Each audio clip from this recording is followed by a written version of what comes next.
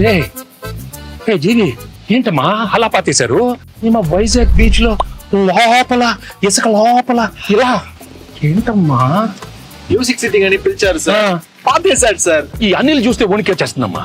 ఏదో ఒకటి అడుగుతాడు. నాకు తెలిసి పటాసప్పుడు బానే ఉన్నాడు సార్. మీరే బాగా ప్యాంపర్ చేశారు. నేను పాడతా దగ్గర నుంచి ఈయన్ని పాతేసే దాకా తీసుకొచ్చారు. సార్ సార్ సార్ సార్ ఏంటి ఏంటి ఏంటి సార్, సార్, సార్, అక్కడ చూడండి.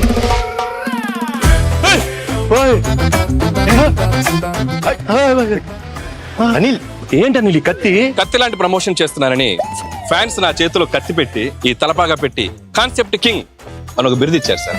కానీ ఈ కత్తి చూడగానే ముహూర్తం రోజు ఒక కత్తి లాంటి ఒక వైరల్ ఐడియా చేయాలన్నది. కానీ ఎన్ని ఎన్ని ఎన్ని ఐడియాలు నేనే ఇవ్వాలి. ఒక ఐడియా మీరు ఇవ్వచ్చు కదా. కత్తి లాంటి ఐడియా ఇస్తానమ్మా. అప్పుడు కత్తి మీ చేతిలో ఉండాలి sir. Can I know that idea sir? I want to, I'm very curious. All the best. Come on, want ideas? Yes, come on. Yeah, nice idea.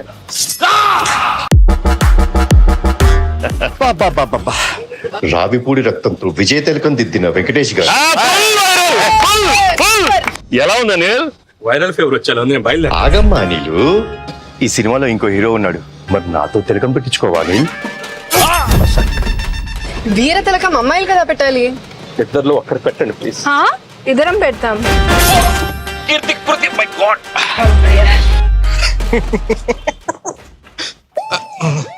బాగా ఎంజాయ్ చేస్తున్నట్టున్నా. జీవి గారు బ్రేక్ఫాస్ట్.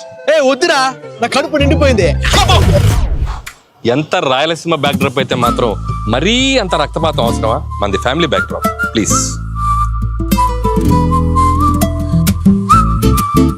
మేమంతా ఇప్పుడు కలిసాం, వచ్చే సంక్రాంతికి మిమ్మల్ని కలుస్తాం.